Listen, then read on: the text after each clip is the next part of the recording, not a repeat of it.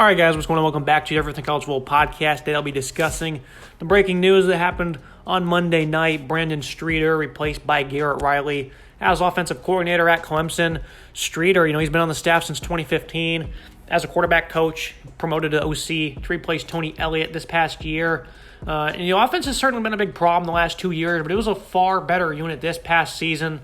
Still a less than stellar unit, but it was a lot better than it was in 2021.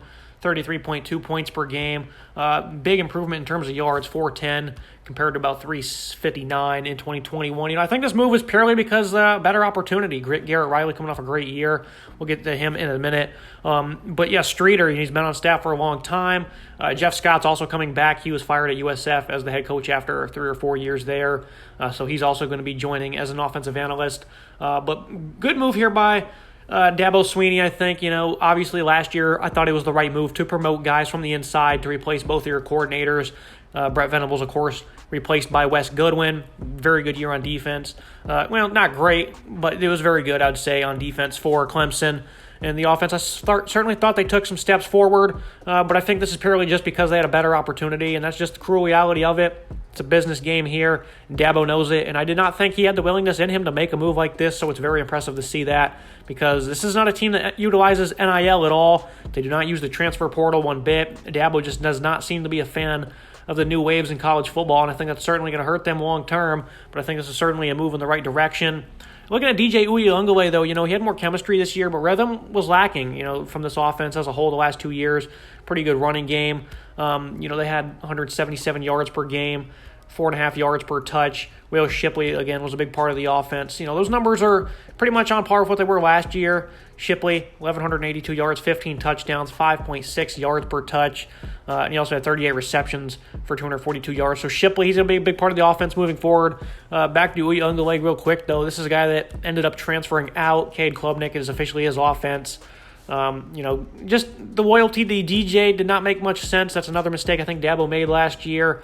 Many felt he probably should have been benched a lot earlier. I thought he had great games against Florida State, Wake Forest. He was phenomenal, 371 and 5 touchdowns. Back half of the year, not so much. It was not very good against Notre Dame.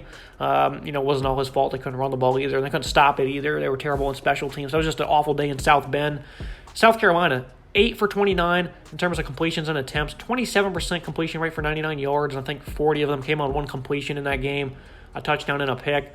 And then against North Carolina, he ended up, I don't know if he got hurt. I think he got benched. He was only 2 of 5 for 10 yards in that game. Cade Klubnik ended up getting to go in that one. I'm pretty sure he got benched, and that was the end of it. And then he did not play, of course, against Tennessee. So he already transferred out. So DJ Uiagalelei, former 5-star, somehow the last 2 years, was just not very good. 2,500 yards, 22 touchdowns this year. Impressive runner for him, too. Big size guy. Phil Maffa's going to take over that number 2 running back role. Kobe Pace is transferred out. 98 grabs, 98 attempts, 515 yards, 4 touchdowns. Very reliable number 2. Looking at the future of this offense, though, Garrett Riley, a Broyles Award winner, stonewalled in the national title game, of course, by Georgia, but on the year, 38 points per game, 455 yards per contest, utilized every bit of a senior-led offense.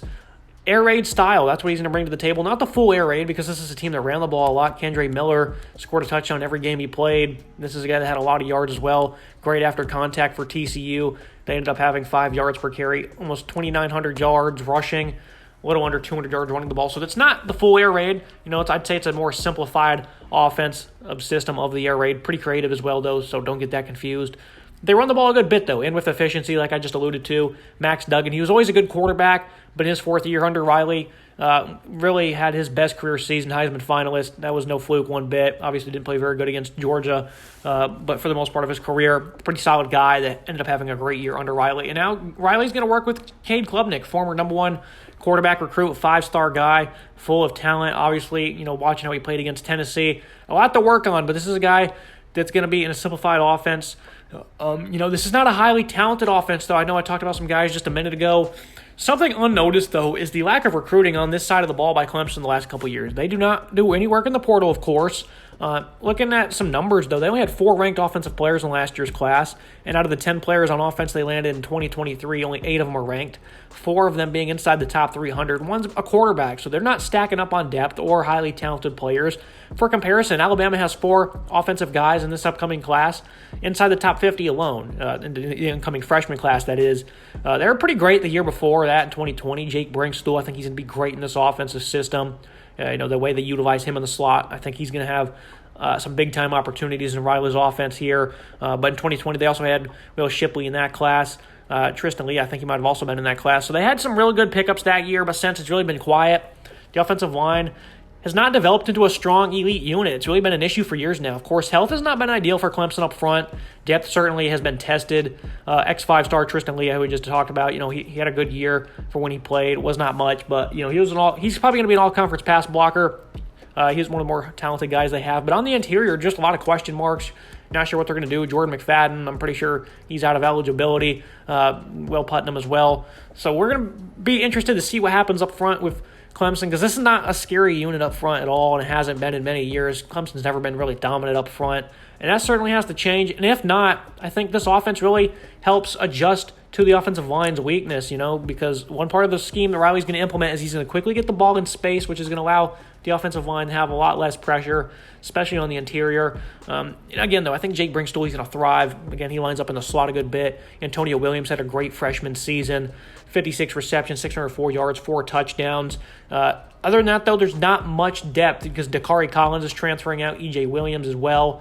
Joseph Nagata, I believe he's out of eligibility. Bo Collins, he's still around as far as I'm concerned. 22 grabs, 373 yards. Tied for the team high with Davis Allen for 5 touchdowns, another guy who's going to depart. So when you're looking at this offense, there's not a lot of talent at all. There's not a lot of depth. Will Shipley, Phil Moffitt is going to be a really good 1-2 punch. And I think it's going to be interesting to see how they implement this air raid offense in the ACC, if that's what they elect to go with. I think, again, it's a simplified unit, so I wouldn't call it the full-blown air raid. But overall, I think this is a great addition by Dabo Swinney. Did not think he had the guts to make a decision like this. I thought he was going to be way too loyal to his staff. Again, the recent recruiting classes have just not been very good. It just seems like Dabo's kind of losing his touch. He's my favorite coach in college football, so I'm going to be rooting for him.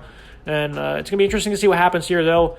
But again, that's kind of my full thoughts on it. I think that this team does not have a lot of great depth, not a lot of great talent, but I think Riley's going to be able to implement a good system here with some of the star players that do have. Brinkstool, Williams, Shipley, those guys are all going to be impact performers next year. And, of course, Cade Klubnik, he's probably going to have 3,500 yards, somewhere in that area, 25 to 30 touchdowns. I think that's certainly something you can anticipate in his first year as a starter. That's going to be it for today's episode, guys. Make sure you like, comment, subscribe. See you next time.